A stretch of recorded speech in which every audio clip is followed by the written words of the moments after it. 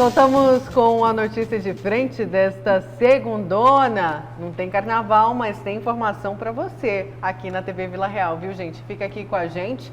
Vamos falar agora, então, o Lúcio puxou aí o assunto no bloco passado e a gente vai falar agora, então, que ainda está repercutindo a polêmica lá da votação da Assembleia, que manteve o veto do governador em relação à alíquota dos aposentados, a cobrança de 14%.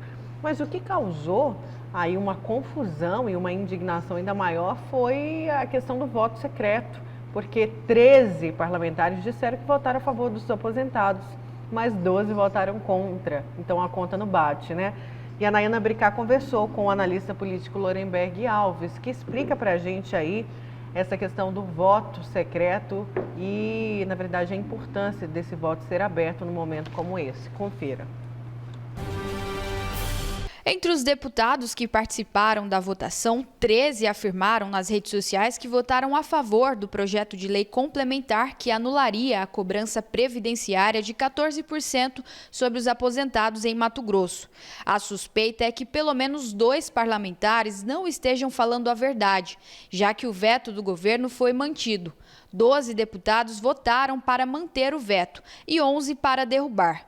A situação causou polêmica na Assembleia e levantou a discussão do voto aberto. O cientista político Lorenberg Alves explica que essa seria a melhor forma de voto, já que todos os deputados representam a população que deve ter conhecimento de tudo o que acontece na Casa de Leis. Já existem projetos, por exemplo, do deputado Paulo Araújo, que é uma PEC, é um projeto de emenda à Constituição, que prevê exatamente isso. Abrir a votação dos parlamentares. Não tem justificativa, amigo telespectador, não tem justificativa um parlamentar votar secretamente, por uma razão muito simples. Ele vota em nome do conjunto do munícipe, do conjunto da sociedade. Por conta disso, cada um de nós, se votamos ou não para esse deputado, nós precisamos saber qual é o posicionamento desse deputado no plenário dentro da Assembleia Legislativa.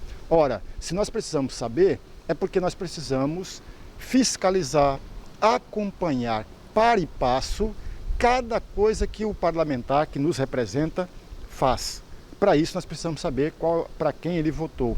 Existem interesses do conjunto da sociedade. Eu só não vejo um caso, Nayana, só um caso que a mim não tem interesse do conjunto da sociedade, nem para um segmento, nem para o outro. É o caso, por exemplo, de votar para a mesa diretora, para a presidência da Assembleia Legislativa. Isso não interfere no cotidiano do conjunto da sociedade, de um segmento específico. Mas as outras votações, todas as outras, mexe, interfere e movimenta e deixa aflito ou feliz um ou outro segmento do conjunto da sociedade. Nesse aspecto, a votação dentro do plenário deveria ser sempre aberta. Nada justifica fechar o voto. A votação aconteceu na última sexta-feira. A sessão foi bastante movimentada e polêmica, já que a conta dos votos não bate com o que a maioria dos deputados fala. O assunto tomou as ruas e causou indignação nas pessoas. Alguns são a favor do voto aberto. A população fica à mercê desses políticos que não tem o que pensar. Eles votam alienatoriamente sem um princípio, né? Tá? Essa votação, por exemplo, é uma vergonha, né? É 13-11. Então, se fosse aberta, a população ficaria sabendo o que está acontecendo, né? Eu acho assim que deveria arrumar uma forma, um outro meio de prestar conta com esses votos aí. A conta não bate, alguma coisa está errada nisso aí. Eu acho que o voto tem que ser aberto, né? Eles estão lá representando a opinião do povo, então o povo tem que saber como seus representantes estão atuando, né? Isso é óbvio. O deputado Lúdio Cabral, autor do projeto de lei que deveria beneficiar os aposentados, já adiantou que vai pedir aos colegas parlamentares que se manifestem em plenário. Caso ainda aconteça a divergência nos votos, o deputado deve pedir uma auditoria no sistema da Assembleia Legislativa. A mesma Assembleia que em dezembro, com o voto de todos os deputados, aprovou o meu projeto que acabava com o confisco das aposentadorias e pensões em Mato Grosso, agora toma a decisão de manter o veto do governador com 12 votos pela manutenção do veto. Depois da votação, vários deputados se manifestam em defesa da derrubada. E a soma dessas manifestações alcança 13 ou 14 votos. Tem alguma coisa errada. Então, assim, na próxima sessão plenária, eu vou à tribuna pedir aos deputados que se manifestem publicamente sobre qual foi o seu voto na sessão que manteve essa injustiça e essa maldade com os aposentados. Se o número de votos pela derrubada do veto declarado pelos deputados for superior aos 11 que resultaram no sistema da Assembleia, eu pedirei auditoria nesse sistema. Porque aí, neste caso, eu teria que acreditar na palavra de 13 ou 14 deputados. Agora, eu só vou fazer uma pergunta. O Lúcio vai falar aqui, mas ele falou que vai chamar os parlamentares para que eles falem sobre esse voto. Mas eles podem se recusar a fazer isso? Assim, para pedir auditoria, se a conta não bater? Olha, tem uma coisa interessante, que, por exemplo, no caso do voto ser secreto, é algo que eu absolutamente não sei. O voto ele sempre foi aberto desde 1532, foi a primeira votação. Mas aí, de um momento da história, que eu não sei que momento foi, até o professor Lemberg deve saber, porque ele é cientista político, que houve exatamente uma tentativa leviana de se trazer o voto secreto. Em alguns casos. Mas e nesse caso aqui, por exemplo, eles podem negar. Mas nesse Tem uma caso, explicação. nesse caso, quando se instituiu o voto secreto, era para proteger o eleitor. A autonomia. Não, era para proteger a autonomia, a independência do parlamentar, para que ele evitasse sofrer pressões do Poder Executivo. É para isso, né? Tá. É para isso. Agora, a independência do parlamentar, o voto secreto, não é para que o parlamentar se esconda atrás do voto secreto. Não é isso? Uhum. Agora é o seguinte, o deputado ali que foi perguntado pelo Lúdio Cabral, né? Olha, você votou como? Ele falou assim, eu não vou revelar como eu votei porque o voto é secreto. Bom, aí é o seguinte, como todo mundo está sendo criticado, como a maioria dos deputados está sendo criticado por ter votado para manter o veto, quem diz que não vai revelar como votou, vai passar a impressão de que votou para manter o veto. Votou para manter e não para derrubar o veto. Que ele disse no tribuna, o deputado Lúdio, que eles escolheram esse voto secreto para não ter pressão, mas aconteceu ao contrário, né? Acabou que a população ficou sem saber quem votou. Era para não ter pressão de governos, não ter pressão externas.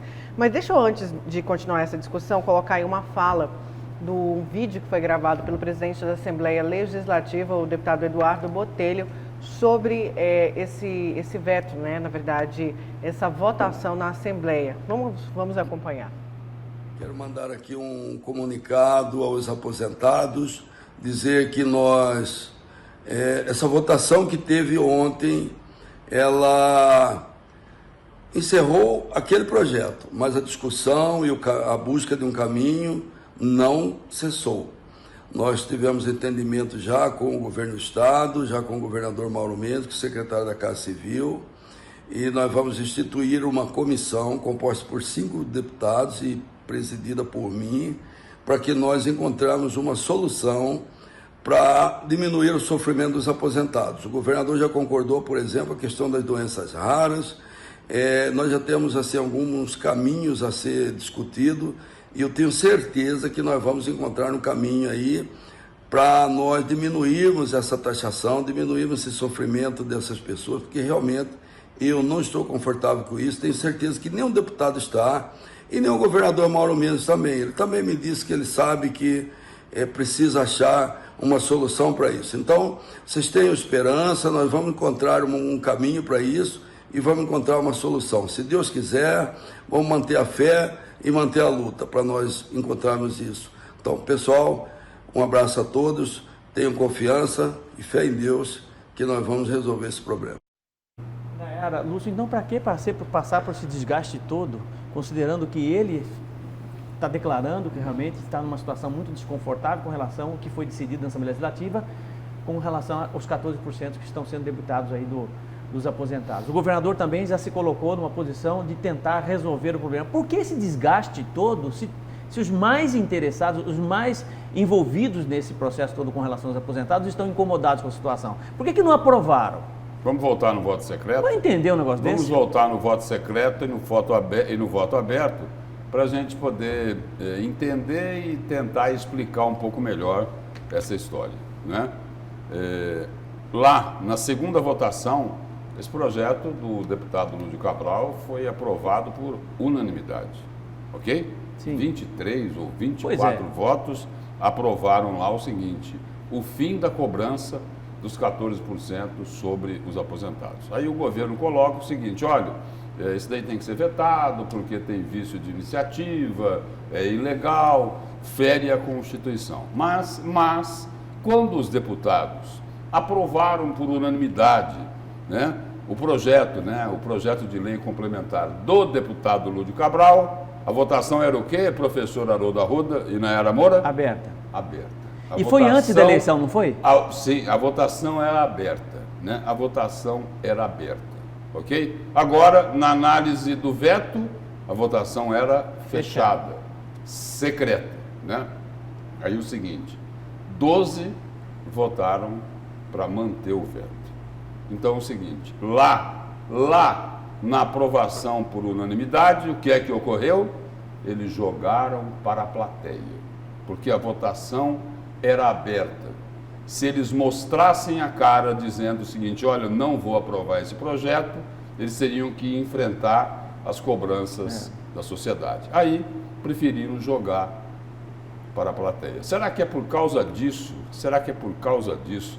Que o governador Mauro Mendes falou: olha, o que eles fizeram aí foi uma presepada? Será que é por causa disso? Não. Será que é por causa disso? E agora é o seguinte, né? Eles se viram obrigados a roer a corda. Ou seja, dobraram os joelhos. Não é isso? Depois de ter jogado para a plateia. Mas é como o deputado Eduardo Botelho colocou, é preciso corrigir essa situação, é uma injustiça muito grande, né? Tem pessoas ali com doenças incapacitantes, tem aposentado que sofre de câncer, e um detalhe, né? A maioria desses aposentados são mulheres, né? São mulheres, a grande maioria. Eu, na última sexta-feira, recebi, não uma dezena, né? Eu recebi centenas de mensagens dos aposentados. Olha, de centenas de mensagens, 2 ou 3 eram do sexo masculino, o resto, todas mulheres, falando das dificuldades que elas têm para sobreviver, muitas com problemas de saúde. Então, esta situação precisa ser corrigida e com urgência, né? Certo. Olha, vamos para o seu destaque, Lúcio? Vamos lá. Meu destaque de hoje, ele começa aqui pela capa do jornal A Gazeta. Golpes avançam 55% em Mato Grosso e sustentam as facções. Aí, esses golpes aí, eles vêm ocorrendo aí, na maioria deles, né, na esmagadora maioria, lá na internet, né? Na internet e nas redes sociais. São crimes de estelionato, né? Os crimes de estelionato, eles cresceram 55% aqui em Mato Grosso, entre 2019 e 2020, como mostra a reportagem aqui da Silvana Ribas, né? E os números mostram apenas uma fatia da expansão vertiginosa da indústria de golpes. E o seguinte, professor Haroldo, lá no Cidade Alerta já deve ter aparecido muita denúncia desse tipo, tem muito golpe lá, não é? Mas o mais conhecido deles é qual? O golpe da OLX. Demais. Né? O golpe da OLX, né? Lidera o número de registros. E olha só, tem um levantamento aqui que foi publicado sobre essas ocorrências de estelionato, né, que são aí operados, na maioria, né, pelo Comando Vermelho, né? 41% é uso de dados, transação financeira sem autorização do titular. Na clonagem do WhatsApp, mais de 15%, 15,9%. Golpe por redes sociais, Facebook, Instagram, 9,9%. E boleto e código de barra falsos, 9,4%. E aí o golpe por sites de comércio eletrônico, Mercado Livre, o OLX, mas quem bate o recorde aqui é a OLX, né? Porque lá no Mercado Livre tem uma segurança maior para o usuário, né? Só que aqui no... Na OLX você coloca um anúncio e vão ligar o dia inteiro para você tentando aplicar golpe. Então, aí o índice aqui é de 7,1%. Então, essa é a informação aqui do crescimento aí desses golpes por intermédio das facções, né? Esse final de semana foi preso um hacker, né, com 10 milhões de reais dentro de casa, num apartamento. A operação da Polícia Federal fez a abordagem, prendeu, e tem inclusive vídeo. E no exato momento da prisão dele, o policial fala: onde é que está seu computador? E o notebook estava aberto, Lúcio, no muro, né? Em frações de segundos, né, o rapaz leva a mão no teclado do computador e tenta apertar duas teclas, justamente para apagar ou para detonar toda a lista, entendendo? E todo o esquema de hacker que ele estava trabalhando, né? E nesse exato momento a Polícia Federal percebe isso e acaba agindo com mais força, né? Algemando e prendendo o cara. Pô, você está brincando comigo, rapaz, entendeu? Eu complemento esse destaque de hoje, né, sobre a questão aí das facções, com uma entrevista, né? Uma entrevista que está publicada lá no portal Gazeta Digital, de um sociólogo muito conhecido, muito conhecido e muito respeitado aqui em Mato Grosso, que é o Naldson Ramos, né? Ele é professor aposentado lá da Universidade Federal de Mato Grosso, né? E ele coloca, na reportagem, traz o seguinte, né? Mostrando aí como é que se estrutura, né, a facção aí no tráfico de drogas para gerar lucro, no domínio do espaço para garantir território e também nos castigos físicos. Ele diz o seguinte, que esses são os 3 pilares do Comando Vermelho aqui em Mato Grosso. Primeiro pilar, comercialização de drogas, pasta base, maconha e cocaína. Segundo pilar é o domínio do território. O que é isso? Oferecendo proteção à população de uma determinada região, principalmente para comerciantes, empresários que pagam a mensalidade para que a segurança seja garantida naquele estabelecimento. Ou seja, é a facção criminosa invertendo a ordem natural das coisas. Exatamente. Dando proteção ao cidadão de bem, não é isso? Ao comerciante lá, que ele quer tocar o negócio dele, isso, entendeu? Não quer receber esse tipo de pressão, só que aí é o seguinte, a segurança aí não é mais do poder público, é isso? A segurança é da facção criminosa, e aí a gente vai chegar rapidinho lá no meu destaque, no que é o seu destaque daqui a pouco, né? Porque tem que ter estrutura. Você pega, por exemplo, a maior favela, uma das maiores favelas do mundo, que é a favela da Rocinha, que deve ter hoje em torno de 450, 500 mil pessoas, né? Água, gás, telefonia, tudo absolutamente controlado pelas facções criminosas. Tudo. Água, gás, botijão de gás, né? Onde o Estado não está, a facção criminosa está presente. Ou seja, remédios. A facção criminosa domina os serviços essenciais. Não é Exatamente. Isso? E o que a gente ouve dizer aqui fora é o seguinte, olha, pode privatizar tudo, mas é o seguinte, saúde, educação, né? Vai por aí afora, tem que ficar nas mãos do poder público. Exatamente. Lá até a água está na mão da facção criminosa, mas por quê? Por quê?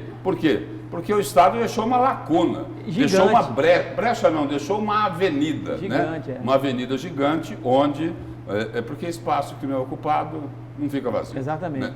E aí o seguinte, aí complementando aqui, o terceiro pilar aqui, na visão, no estudo aqui do professor Naldson Ramos, o terceiro pilar do Comando Vermelho aqui em Mato Grosso está no seguinte ponto. A execução que eles realizam de pessoas que estão devendo na boca, isso é, dentro e fora do presídio. Quem desobedece o estatuto dentro do presídio vai ser punido e quem está querendo fazer alguma atividade fora do controle será punido ou justiçado com os castigos. Coisas que o Cadeia Neles já cansou de mostrar, né? Já cansou de mostrar, né? Pessoas aí recebendo castigos porque não seguiram a cartilha da facção criminosa. Eles dão o famoso salve. Salve é aquela surra, né, justamente por não ter cumprido o que a facção pediu para ser feito.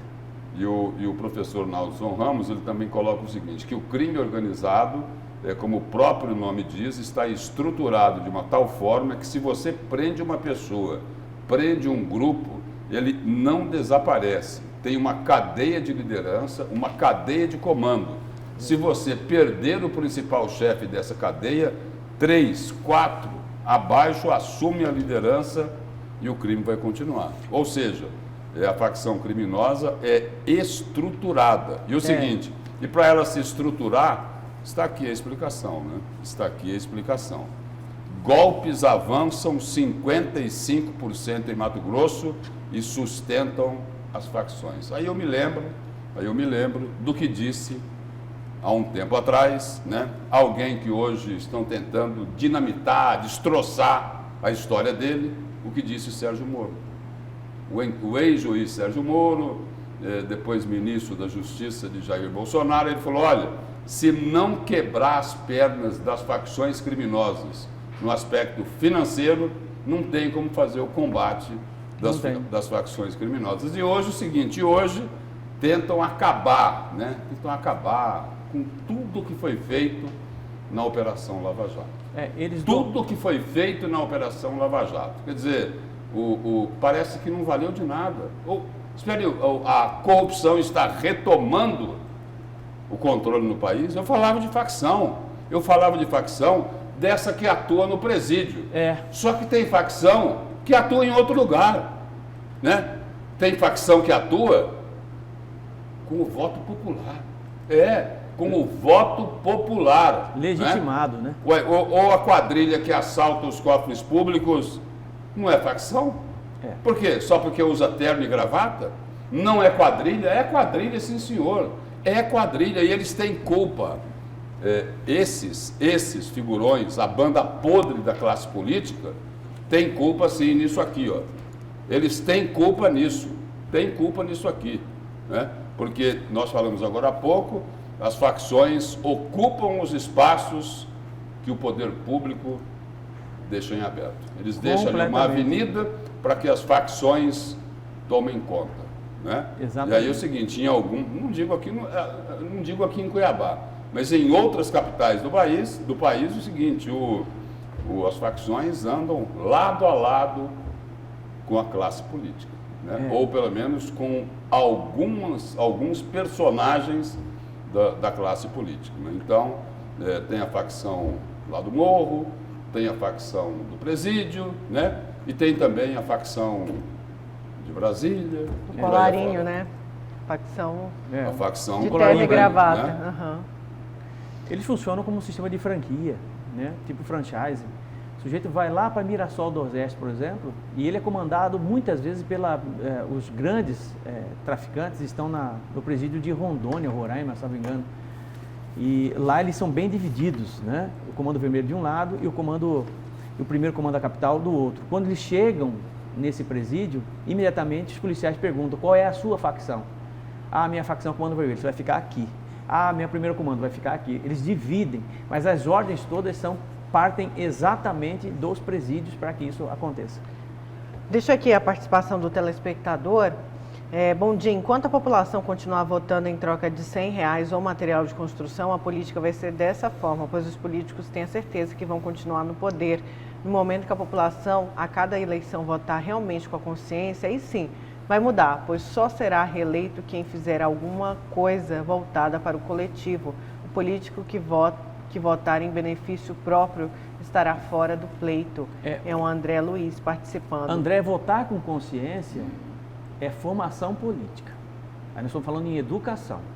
É formar politicamente as crianças desde o ensino fundamental, desde o ensino médio, para que elas possam ter uma relação com a política de forma diferenciada, né? Possam ter alguns valores que vão, de certa forma, balizar a conduta dele enquanto cidadão, para que ele realmente entenda como é que funciona o processo político bom, e não o processo político ruim. E que, quanto mais formação política nós tivermos, menos cultura de transgressão nós temos. Esse é o caminho. Olha. E só mais uma observação aqui sobre o que eu falava agora há pouco, né? Sobre drogas, sobre facção criminosa. A polícia tem mapeado, né, todas as bocas de fumo. A polícia sabe, né? A polícia sabe onde é que funcionam as bocas de fumo. Aí o seguinte, estoura uma hoje, estoura outra amanhã, mas eles sabem onde estão todas as bocas de fumo, né? E aí, a pergunta que se faz é a seguinte: por que é que não tem uma pressão maior em cima de todas essas bocas de fumo? O que é que impede que a polícia faça isso? O que é que impede que se dificulte um pouco mais o tráfico de drogas? Olha, que o tráfico de drogas é um mercado bilionário. Inclusive, é interessante para a área de segurança, por exemplo, que fatura muito no Brasil, a área de segurança, desde a cerca elétrica que você coloca na sua casa. Está tudo uma coisa ligada na outra, né?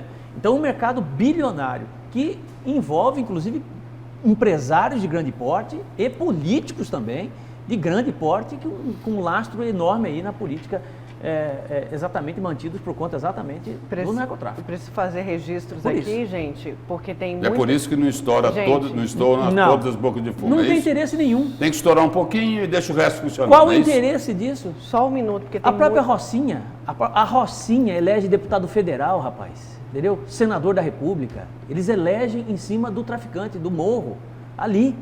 Fecham com um determinado candidato e pronto, acabou. Ninguém mexe com ele mais não. Não é assim não. Isso aí a força, está tudo dominado. Essa é a grande verdade, infelizmente.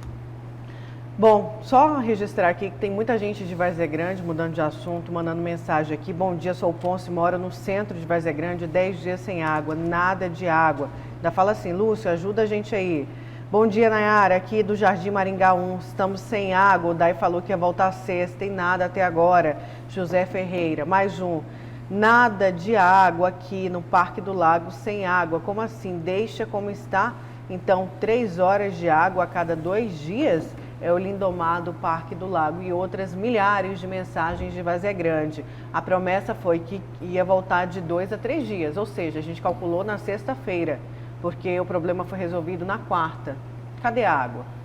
Nós conversamos na sexta-feira com o presidente do DAE. Foi isso? O presidente do DAE explicou a situação, né? Explicou a situação. Um ponto positivo que eu quero destacar aqui é que, diferente dos outros presidentes desse Departamento de Água e Esgoto, o atual presidente não está tapando o sol com a peneira. Já é um bom caminho, né? De admitir o problema e que vai enfrentar o problema. Agora, o fato é o seguinte, tem que ter uma solução para esse problema da água lá em Várzea Grande. É isso? Porque falta água, não é na periferia só que falta água. Você acabou de ler aqui uma mensagem de um telespectador, morador do centro, dizendo, olha, estamos aqui há 10 dias sem água. Então, isso daí precisa ser resolvido. Pois é. E precisa ser resolvido. Tudo bem, o prefeito lá, Calil Baracate, não quer privatizar o DAE, tá bom, não quer privatizar. Mas é o seguinte, então, tem que fazer o Departamento de Água e Esgoto dar as respostas que a população está cobrando. Não adianta só chegar em público e falar, olha, água tem, só que o seguinte, não tem força para que bombear essa água para chegar até na torneira lá do cidadão, né? Agora, eu só queria colocar um ponto de interrogação aqui. O seguinte, Esse problema lá em Várzea Grande é porque estourou lá, né? Uma bomba, né? Foi. Não é isso? Uma bomba, né? Lá do DAI. É bomba do que mesmo, Nayara? O motor de uma bomba. Tá bom. Aí tinha lá um equipamento sobressalente, né? Um reserva. Colocaram para operar o reserva. Funcionou 2 dias e deu pau novamente. Parou de funcionar. A pergunta minha é a seguinte: tem fogo amigo nisso ou não? Será que tem fogo amigo? Olha, mas aí não é fogo amigo, né? É fogo inimigo, né? Inimigo da população de Várzea Grande, não é? Gente, vamos para mais um breve intervalo. Na volta vamos falar de Covid-19. Ainda tem o destaque do Haroldo sobre as armas. A gente já volta.